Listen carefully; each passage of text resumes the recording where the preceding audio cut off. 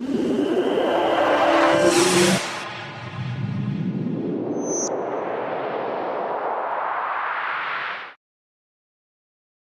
दोस्तों, मैं आपके लिए लेके आ गया हूँ एक और नया वीडियो।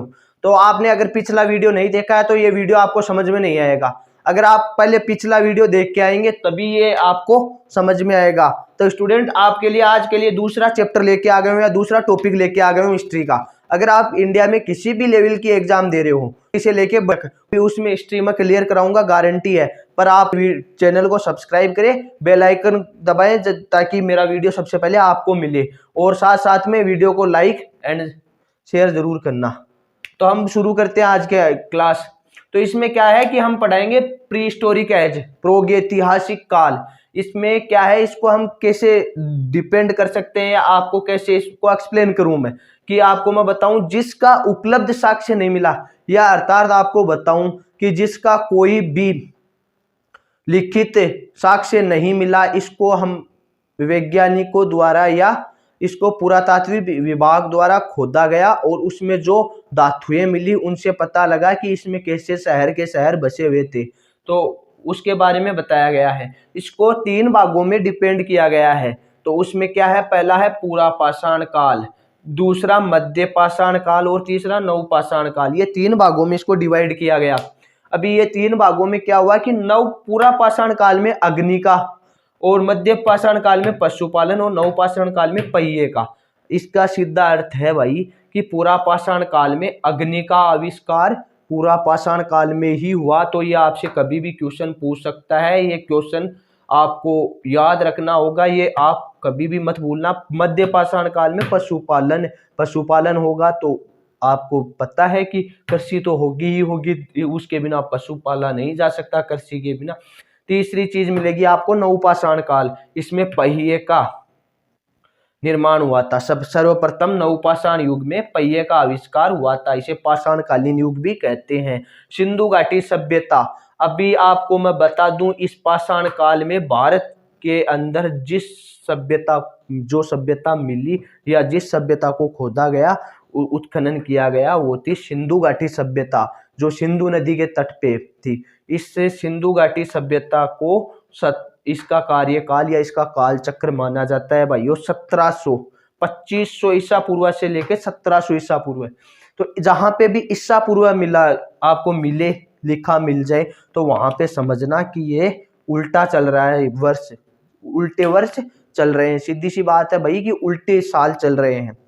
अभी ये मत समझना कि आपको भी उल्टा चलना है, कि सर ने कहा था उल्टा चलो तो उल्टा चलना है। तो ठीक है, बाद में इसमें क्या आता है कि ये हड़प्पा नामक स्थान पर सर्वप्रथम खोजा गया। हड़प्पा कहाँ पे? माउंटगोमरी जिला, पाकिस्तान के। आज के पाकिस्तान पहले एक ही हुआ करते थे, तो उसमें ये हड़प्पा नाम का एक शहर या गांव है, उसमें इसको सिंधु घाटी सभ्यता को सर्वप्रथम उत्खनन किया गया। कैसे किया? 1856 में पहले चार्ल्स मेंसन ने देखा कि यहाँ पे कुछ ना कुछ उसको शक हुआ, तो उसकी बात पे ध्यान नहीं किया गया या गौर नहीं किया गया। फिर लाहौर और कराची के मध्य रेलवे ट्रैक बिछाया जा रहा था बीच में, तो यहाँ पे क्या मिली, 1858 का समथिंग टाइम था, उसमें सिंधु सभ्यता की ईंटें मिली थी।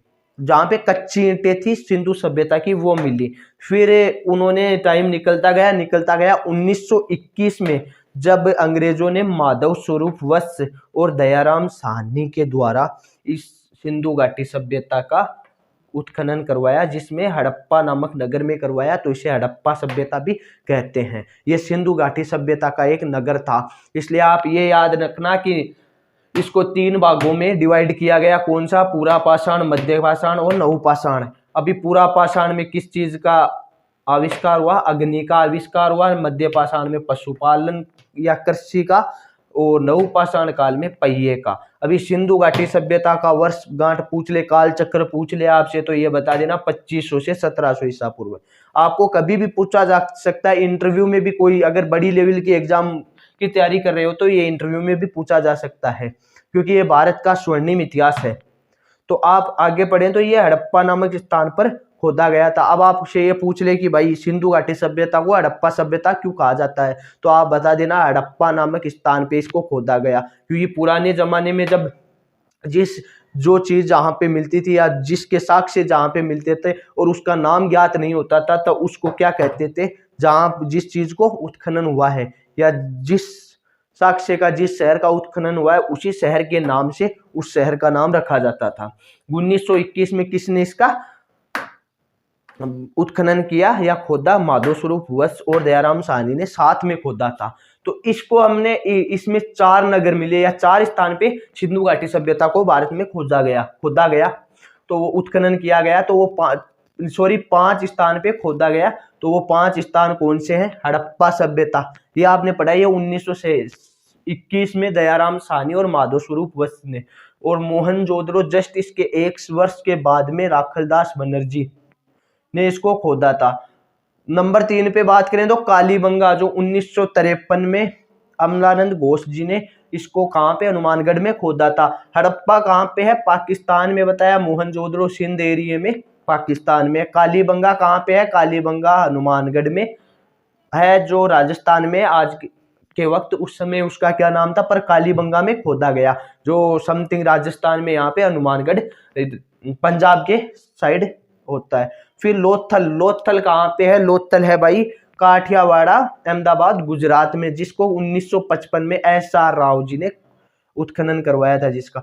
अभी 5वें नंबर का जो बात है धोलावीरा की, तो धोलावीरा कहाँ पे था? 1999 में कच्छ गुजरात में RS विष्ट ने खोदा था। अभी ये 5 आपको याद करने हैं क्योंकि ये बहुत ही आपके लिए इंपॉर्टेंट है। तो इंपॉर्टेंट है तो आपको याद, इसमें जब टोटली बता रहा हूँ इंपॉर्टेंट है, आपको एक सरल भाषा में बताया था, इसका बहुत वर्णन दिया हुआ है, पर वो पूरा वर्णन समझाने की आपको जरूरत नहीं पड़ेगी, क्योंकि वीडियो ज्यादा खींचने से आपको बोर करना मेरा कोई साक्ष्य नहीं है और मेरा टाइमिंग बढ़ाना भी मेरा कोई अर्थ नहीं निकलता है। क्योंकि अगर आपके वक्त खराब होगा तो मान लीजिए ये देश का वक्त खराब हो रहा है, क्योंकि आप देश का भविष्य हो। तो आप इसमें आगे बताएं तो धोलावीरा में दुनिया का सबसे पुराना स्टेडियम, ये भी याद रखना कि सबसे पुराना स्टेडियम धोलावीरा में मिलता है।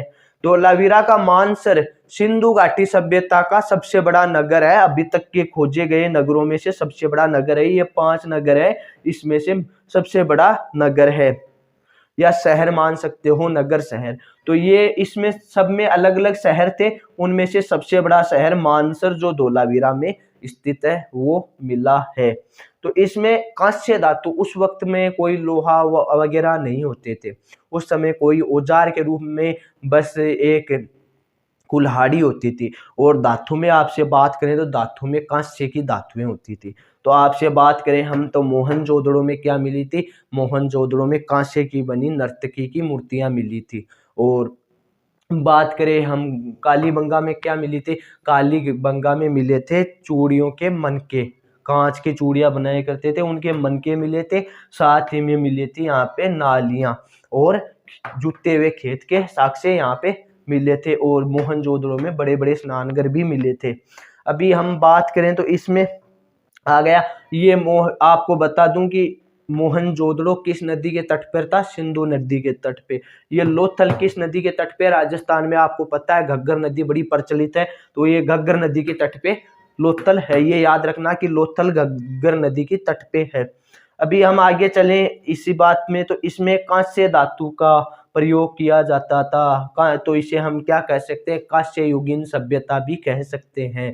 तो आपको ये भी पूछ सकता है कि सिंधु घाटी सभ्यता कौन सी युग की सभ्यता थी, तो आपका ऑप्शन में आ सकता है कांस्य युगीन सभ्यता भी कह सकते हैं। अभी हम इनके धार्मिक जीवन की बात करें तो उस समय ये बड़े विकसित लोग थे, क्योंकि इनके धार्मिक जीवन में आपको नियम कर्मकांड बहुत मिलेंगे। तो इसमें क्या बताया जाता है कि इनके धार्मिक जीवन में आता क्या, किस किस देवता को पूजा करते थे? तो उसमें आ गए शिव, मात्र देवी। अब इससे क्या पता लगा कि मात्र देवी से तो उसमें देवी शक्ति का भी प्रचलन था, उसमें स्त्रियों की इज्जत की जाती थी, तो इसमें देवी शक्तियों का भी प्रचलन था, क्योंकि मात्र देवी को पूजा की जाती थी।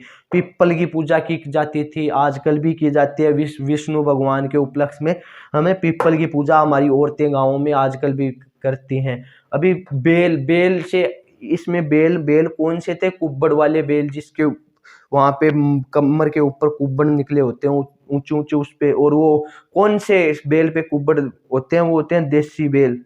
तो वो हो गए। और ये हो गए नाग। नाग की पूजा करते थे, अर्थात ये हर हमारे जो